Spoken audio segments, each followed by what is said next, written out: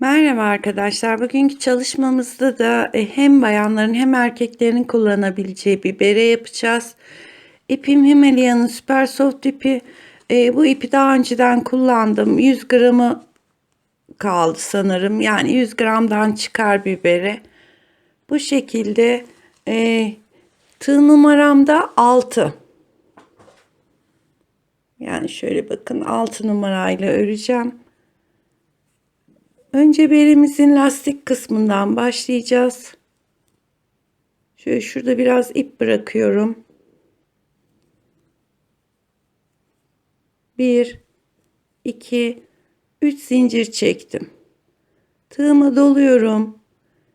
İlk zincirin içine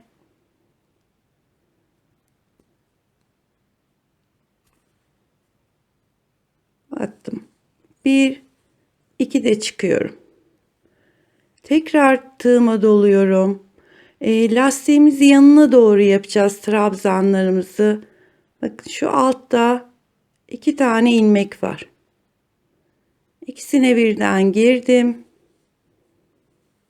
2 de çıkıyorum. Tığıma tekrar doluyorum. Yaptığımızın trabzanın hemen dibinde şöyle 2 kat ip var. O ikisine birden giriyorum.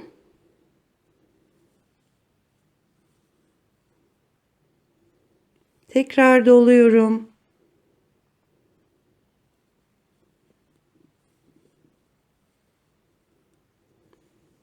Bakın, trabzanlarımız böyle yanına doğru gidecek.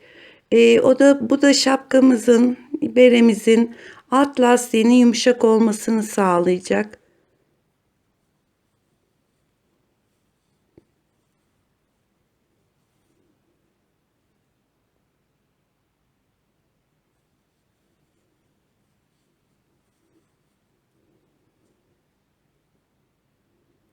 Bu şekilde devam edeceğiz.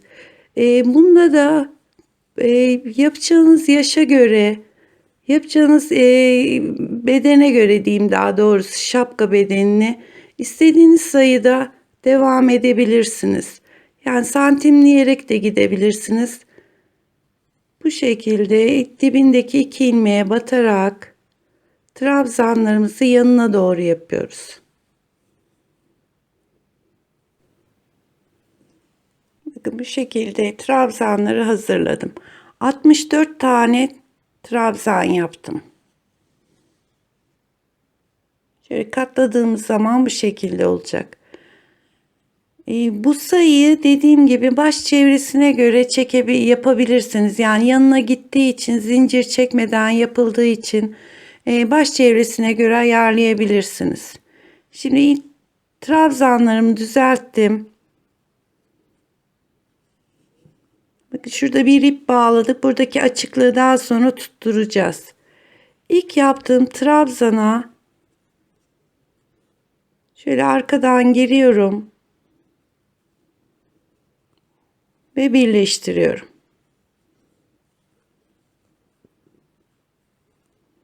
İki zincir çektim.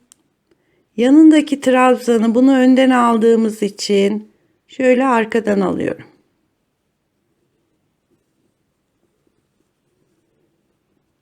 Yanındakini önden,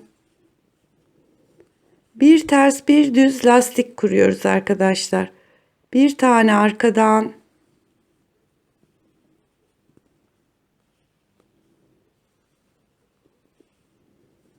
bir iki de çıkıyoruz. Bir tane önden,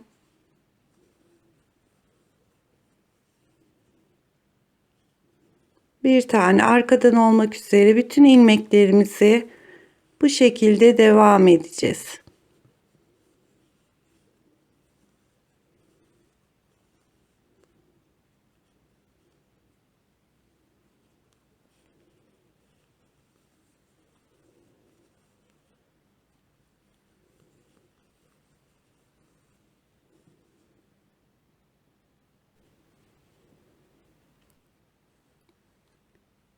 Şimdi önden alıyorum.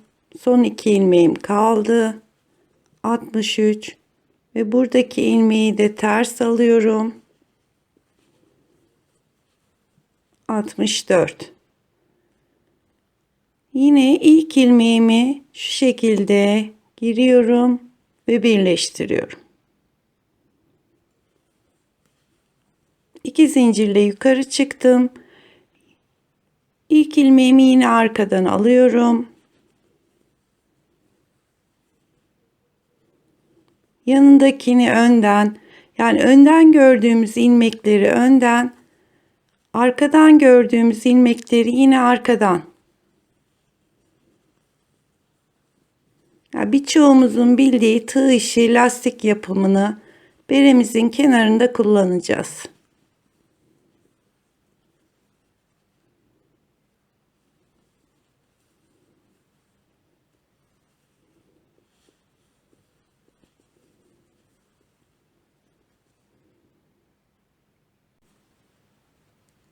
Sıramızın sonuna geldik. Önden alıyorum.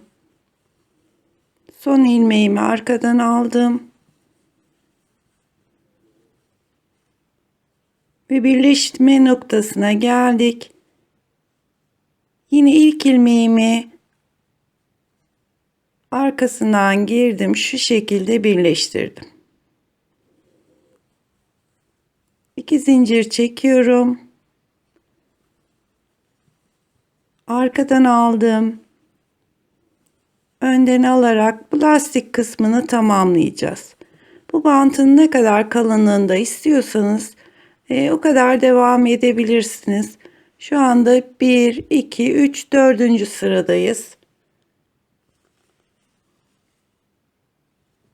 Bakın bu şekilde lastiğimizi tamamlayalım.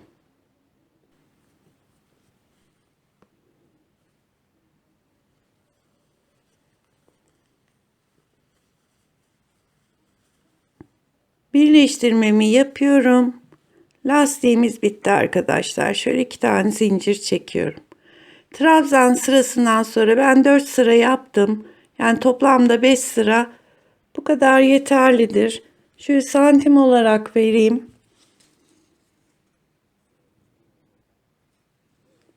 Beş santimi birazcık geçmiş boyu lastiğin. Eni de 22 santim. Yani 22, 22, 44, 57, 58 santimlik baş ölçüsüne çok rahat olacaktır. Bu şekilde. Yani çocuklar için yapmak istiyorsanız mesela şöyle şu kadar yeterlidir. Yaklaşık 16 ilmek eksik yaparsanız çocuklar için ideal ölçü olur. Son tersimi yapayım. Üst örneğe geçeceğiz arkadaşlar. Bitti. Şimdi şurayı birleştireyim.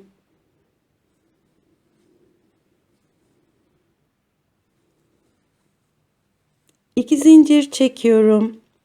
Artık bütün trabzanlarımızın tepesine tek tek trabzan yapacağız.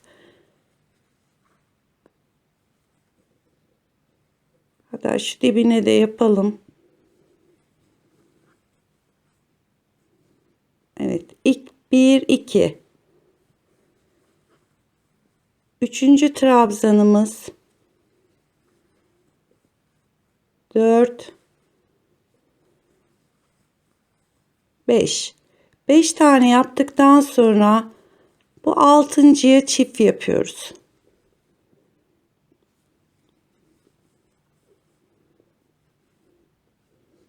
Arada 5 tane ikili trabzanlarımız 1 2 3 4 5 tane yaptım. Altıncıya çift yapıyorum. Bir tane yaptım. Aynı boşluğun içine bir kere daha yapıyorum. Her 5 tane de bir çift yaparak burada sayımızı biraz bir 10-11 ilmek kadar artırma yapacağız.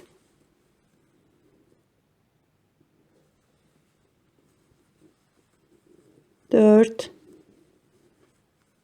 Beşinciyi yaptım. 6. ilmeğin içine 2 kere yapıyorum. Sıranın sonuna kadar böyle 5 tane arada 6.'ya da çift yaparak tamamlayalım. 64 ilmeğimiz vardı. 10 tane aralarda artırdım. Şu anda 74 ilmeğimiz var. Şimdi bir üst sıraya geçerken şurada farklı bir örnek yapacağız. Onun için ilmeğin arkasında, bakın şöyle çevireyim. Şu arkalarda şöyle ilmekler var. Onlara gireceğiz. Yani şunların tepesine değil, şu arkadaki ilmeklere girerek yapacağız. Birleştirmeyi de aynı şekilde yapıyorum. Şu hemen arkasındaki ilmeğin içine girdim. Çekiyorum ve birleştiriyorum. Bir zincir çekiyorum. Bu sıra dolamalı sık iğne yapacağız. Yani tığıma doluyorum. Şu ilmeğin arkasındaki, bakın şurada bir boşluğu var. Ona girdim. Bir kere de çekiyorum. Tekrar tığıma doluyorum. İlmeğin arkasındaki boşluğa girdim, doluyorum. Şu ilmeklerin şöyle daha net göstereyim. Şu arkalarında birer ilmek var. Yani şu öndeki düzü hiç bozmayacağız.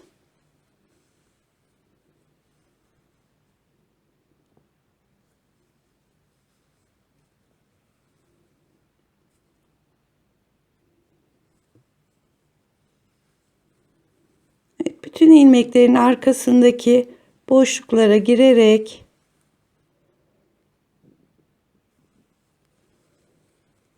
bakın görüntümüz şu şekilde olacak. Yani şu üst ilmeklerin 2 tane ilmeği var trabzanın. Onun arkasında birer tane ilmek var arkadaşlar. Ona gireceksiniz. Yani şunların tepesine değil. Şu arkalardaki boşluklara girerek sıramızı tamamlayacağız.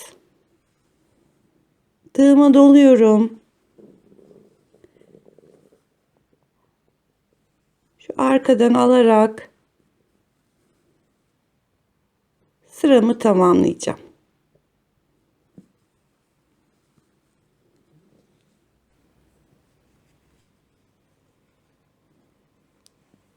Şurada şöyle ilmeklerimizin çizgisi kaybolmadan sıramızı tamamladık.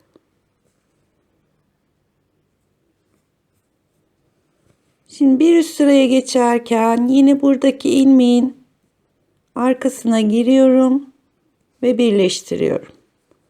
Bir tane zincir çekiyorum. Yine aynı şekilde arkalarından alarak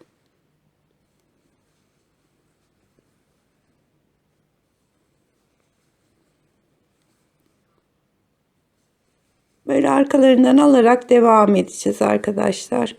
Bu sıra daha kolay olacaktır. Bakın şuralarda hep ilmekler var. Onlardan alarak ikinci sıramızda tamamlayacağız.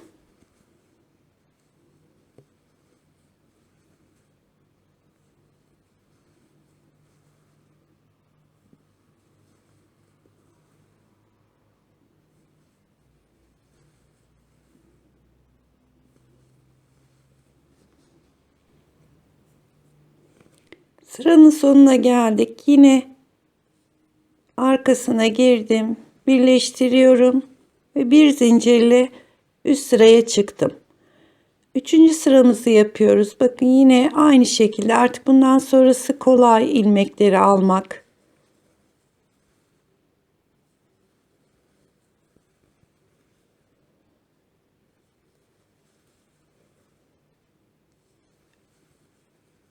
Evet, yine bütün ilmeklerin arkasından alarak üçüncü sıramızda tamamlayacağız.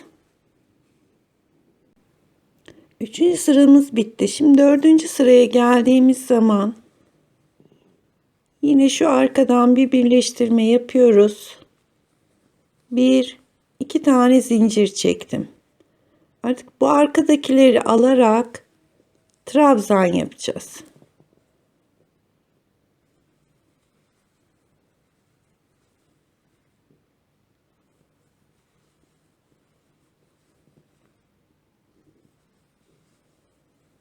İkili trabzanlar yaparak 4. sıramızı tamamlayacağız.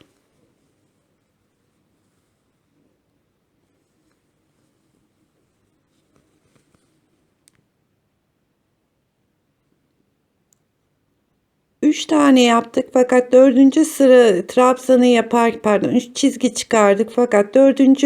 trabzanı yaparken 4. çizgimiz de ortaya çıkıyor. Bakın bu şekilde arkalarından yine alarak ikili trabzanlar yapıyoruz. 4. sıramızı tamamladık. Şimdi 5. sıradayız. İlk yaptığımız trabzanın tepesine giriyorum. Birleştiriyorum. 2 zincirle yukarı çıktım. 5. sıramızı da trabzan olarak tamamlayacağız. Bütün trabzanların tepesine tek tek yaparak yine ikili trabzan olarak devam ediyorum.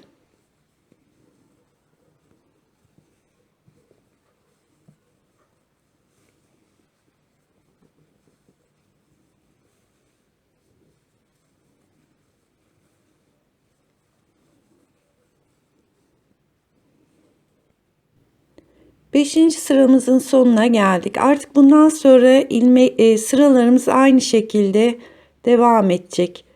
Çıktığım ilmeğin arkasına girdim, birleştirdim. Bir zincir çekiyorum. Yeniden bütün ilmeklerin arkasından alarak sık iğne yapıyorum. Dolamalı sık iğne yapıyorum. Tığıma bir kere doluyorum. Arkalarına giriyorum ilmeklerin ve bir kere de çekiyorum.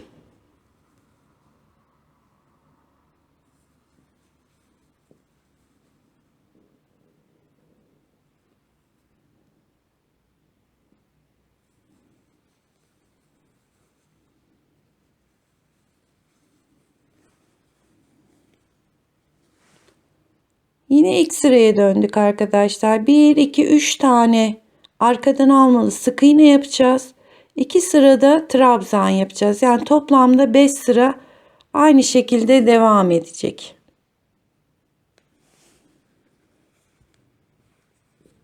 Şapkamızın görüntüsü de bu şekilde.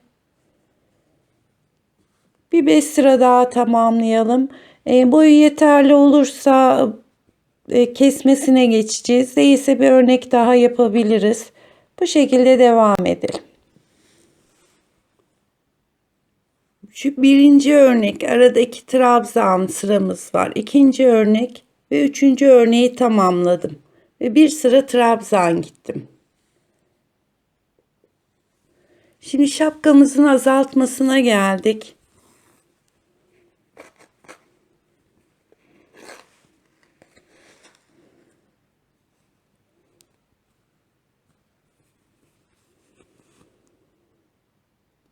Yukarı çıktığımız zinciri bir kabul ediyorum. 2 3 4 5 6 7 8 9 tane trabzan yaptım. Şimdi 10. ve 11.'yi 10.'yu bir tane çektim. Tekrar tığıma doluyorum.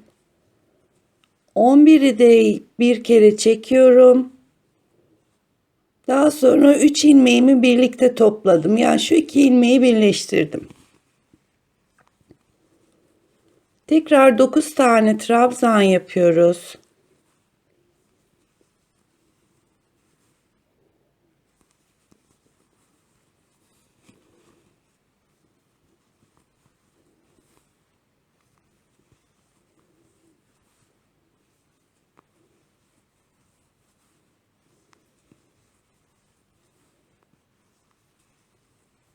9 tane trabzan yaptım.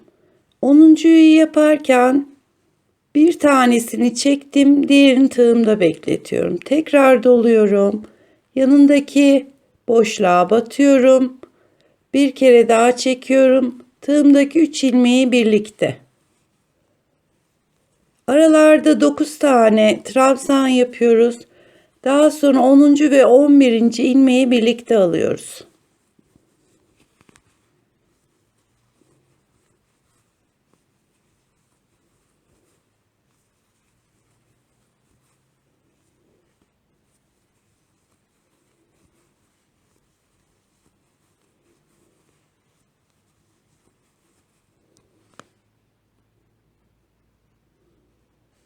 Dokuz tane trabzanımı yaptım.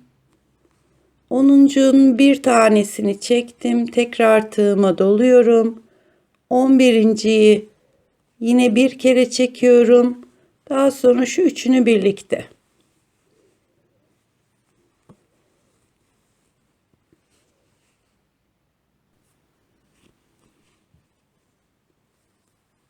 Sıranın sonuna geldiğimizde şu 11. ilmeği kestim. 1 2 3 4 5 6 7 ve 8 ilmeğimiz kaldı. Tekrar birleştirmemi yapıyorum.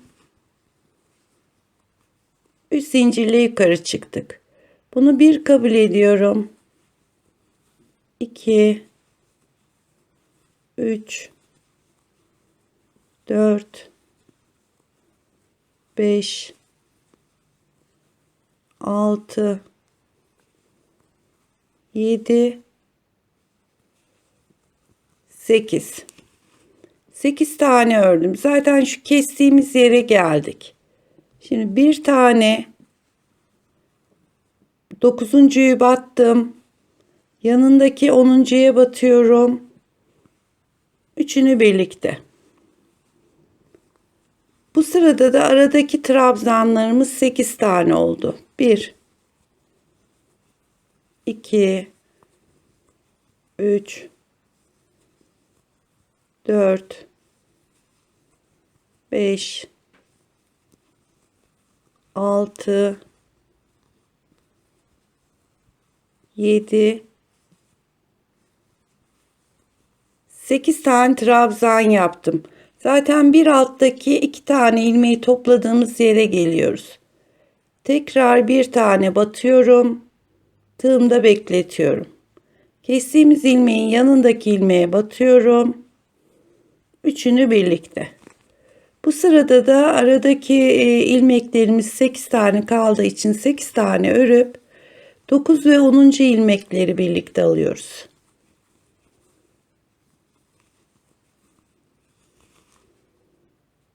Bir, iki, üç, 4 5 6 7 8. Zaten bir alttaki kestiğimiz yere geldik. Bir tane alıyorum. Tığımda bekletiyorum. Tekrar doluyorum. Yanındakine battım. Bir kere çekiyorum. 3 ilmeği daha sonra hepsini birlikte topluyorum. Sıranın sonunda 7 tane trabzanımız kaldı. Tekrar birleştirmemi yapıyorum. 3 zincirle yukarı çıktık. Bu sırada da hep birer tane azaltarak gidiyoruz arkadaşlar. Yani 9'du 8. Bu sırada da 7 tane trabzan yapacağız.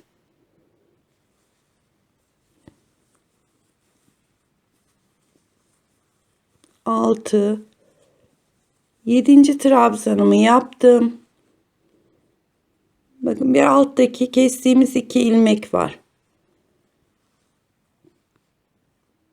8.'ye battım. Yanındakine batıyorum. 9. 8 ve 9'u birlikte alıyorum. Aralarda 7 trabzan, daha sonra 2 trabzanı birlikte toplayacağız. 2, 3, 4, 5, 6, 7.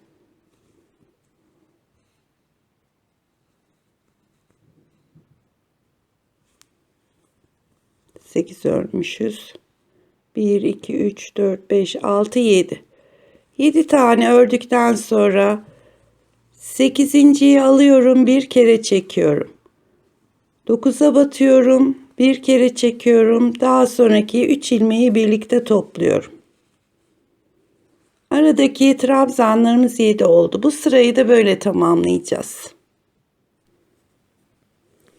Sıranın sonunda 6 tane trabzanımız kaldı. Birleştirmemi yapıyorum. 1, 2, 3 kere kesme yaptık. Şimdi 4. kesmemizi yapıyoruz. 2, 3, 4, 5, 6 tane trabzan yaptım. 7. ve 8.'yi birlikte alıyorum.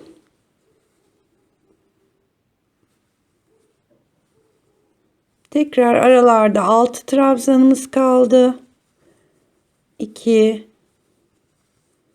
3, 4, 5, 6. Bakın zaten kestiğimiz ilmekler hep üst üste geliyor. 7.'yi battım, bir kere çektim.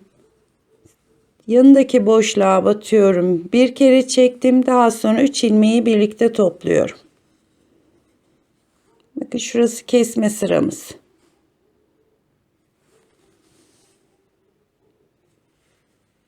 Bu sırada da aralarda 6 trabzan yaparak kesmelerimizi yapalım. Sıranın sonunda 5 tane trabzanımız kaldı. Birleştirmemi yapıyorum. 3 zincir çektim. Bu sıra son artık kesme sıramız. 1, 2, 3, 4, 5 tane trabzan yaptım. 6'yı ve 7'yi birlikte alacağım.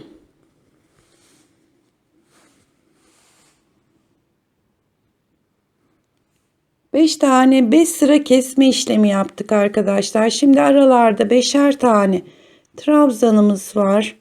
1, 2, 3, 4,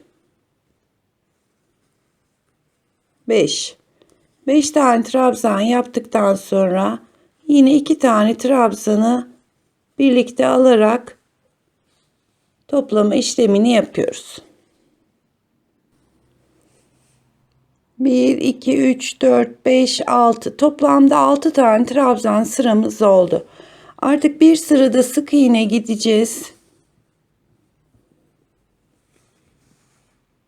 Böyle birleştirmemi yaptım. Bir zincir çektim. Bütün trabzanların tepesine birer tane batarak sık iğne olarak gidiyorum.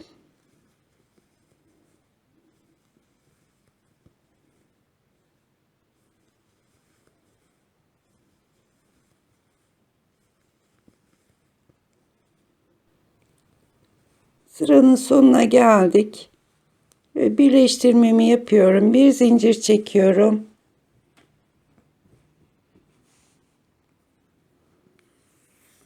Ve şöyle ipimi kesiyorum.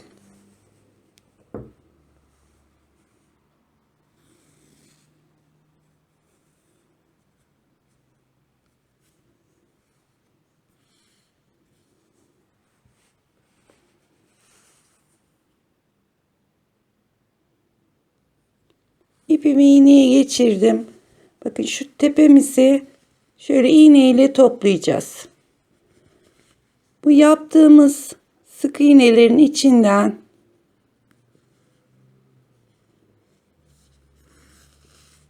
ipimi geçiriyorum. Şurada bir pay bırakın arkadaşlar. O bize bağlamak için veya iğneyle düğüm atabilirsiniz. Fark etmez. Böyle bütün ilmeklerin içinden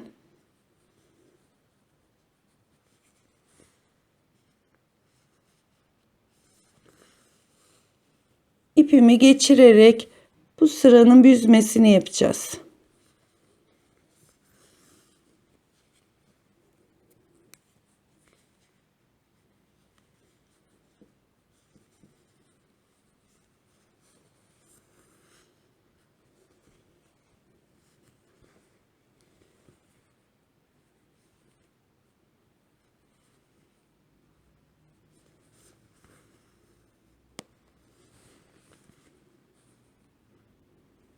Hatta direkt çekelim.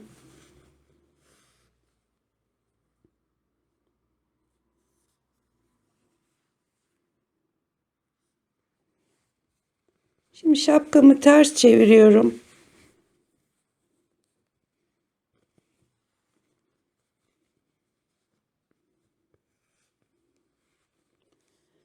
Buradaki boşluğu sıkıştırabildiğimiz kadar ipimizle sıkıştıralım arkadaşlar. Şöyle, yani kapatacak kadar olsun.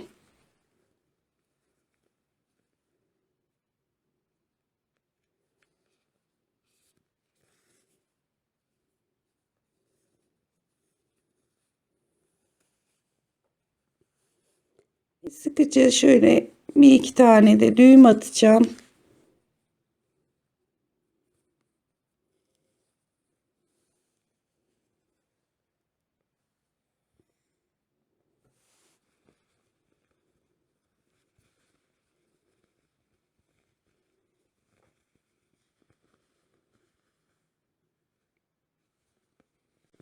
Şapkamızın tepe kısmı bitti. Şimdi şurada şu ipimizi biraz keselim.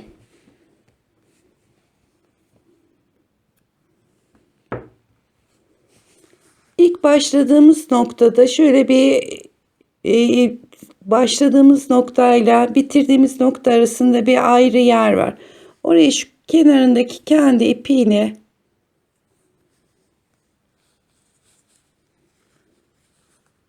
hemen ilk trabzanın dibindeki zincirin içine giriyorum.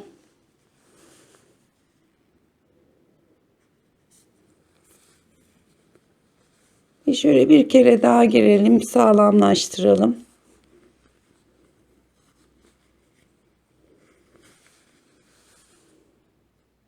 Bu ipimizi de şöyle içeri doğru yürütelim.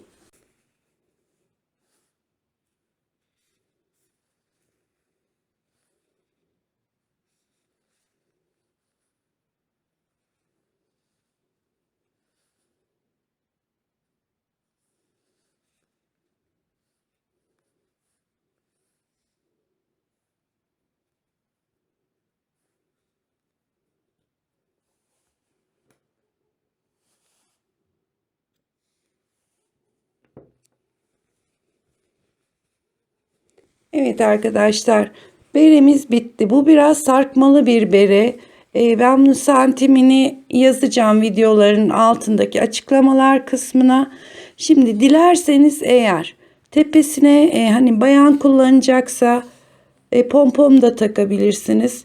Ama ben şöyle kendi ipinden zincir çekmek istiyorum.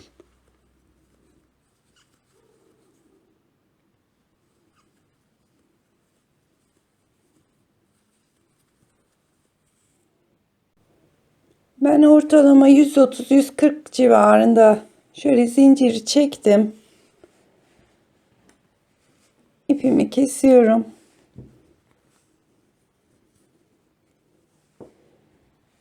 Bu arada yine de santimi şöyle santimleyelim arkadaşlar, tam büzmeden. Eni 26 santim.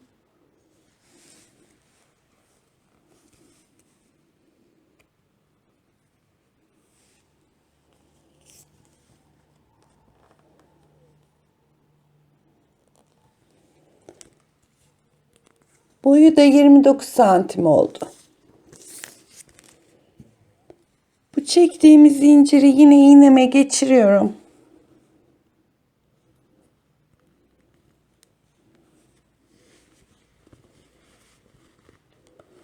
Şu tepe noktasındaki, yani şu sık iğneden olur. Şöyle aralardan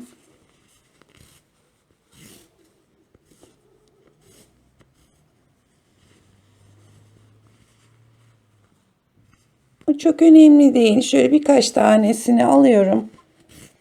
Bunu burada düğüm atacağım zaten. Bakın şöyle geçirdim.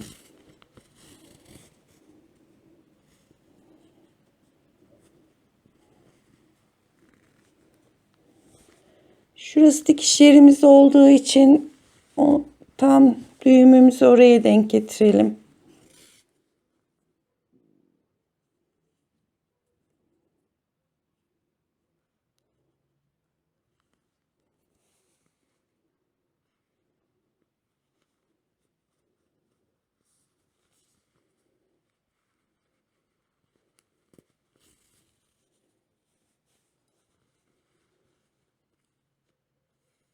Bakın şöyle geçirdim.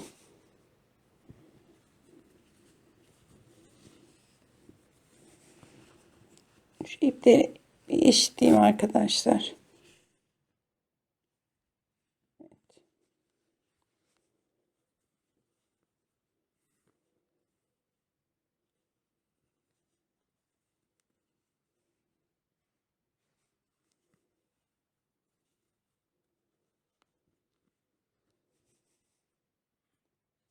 Bakın böyle bir zinciri dileyen yapabilir. Şu fazlalıklarımızı da keselim.